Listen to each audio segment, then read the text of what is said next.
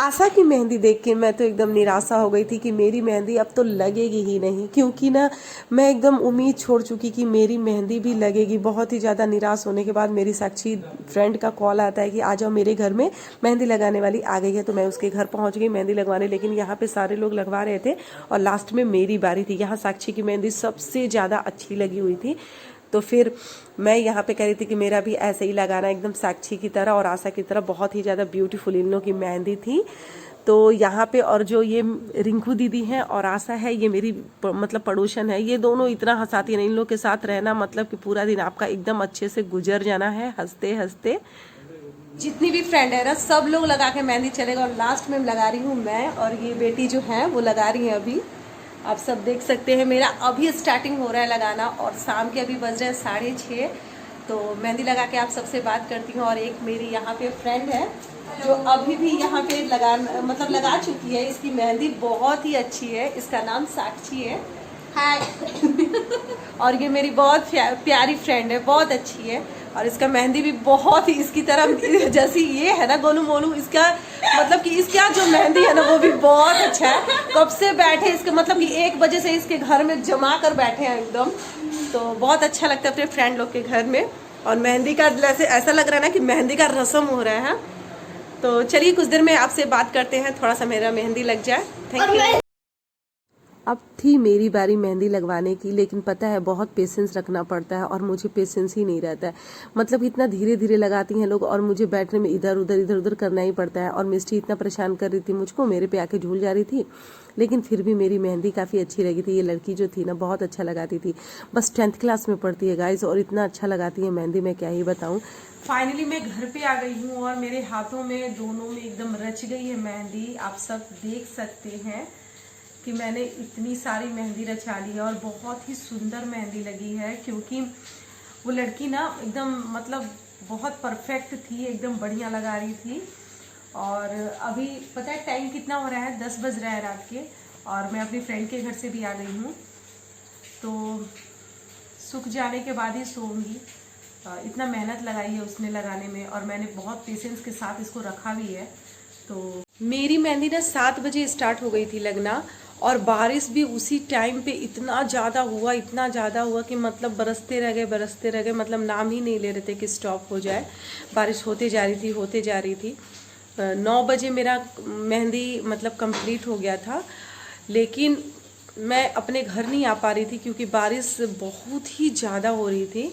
फिर देखा कि अब बारिश रुकने वाली नहीं है, तो मैं अपने हस्बैंड को बुला के अपने घर आ गई और मेरी मेहंदी बच भी गई, नहीं तो पता चलता कि बारिश में आने की वजह से पूरी मेहंदी ख़राब हो जाती।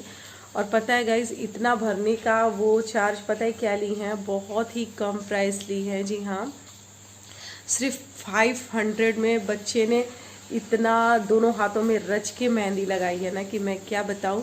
और उसका वो चार्ज ही उतना की थी और सब लोगों ने उतना ही दिया था उनको।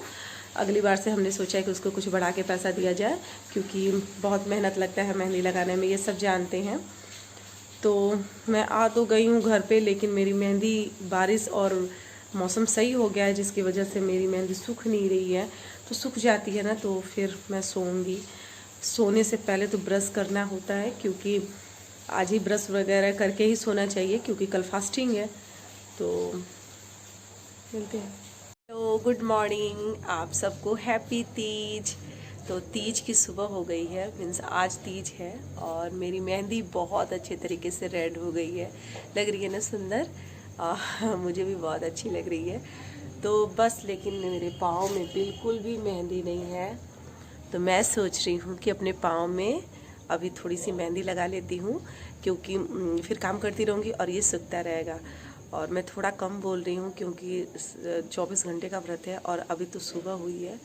तो चलिए मेहंदी लगा लेते हैं। मेरे पैर उतने सुंदर नहीं है, और ये जो देखिए मैंने हल्का सा लगा लिया यहाँ पे, अच्छा लग रहा है ना। चलिए अब ना के जगह पे हाथ तो हो ही गया, और मेरी पैर उतनी खास वास है नहीं, तो मैंने सोचा कि चल भाई इतना ही लगा लेते हैं। और मौसम बहुत सुहाना है, और काश यही रात तक रह जाता ना तो क्या ही बात।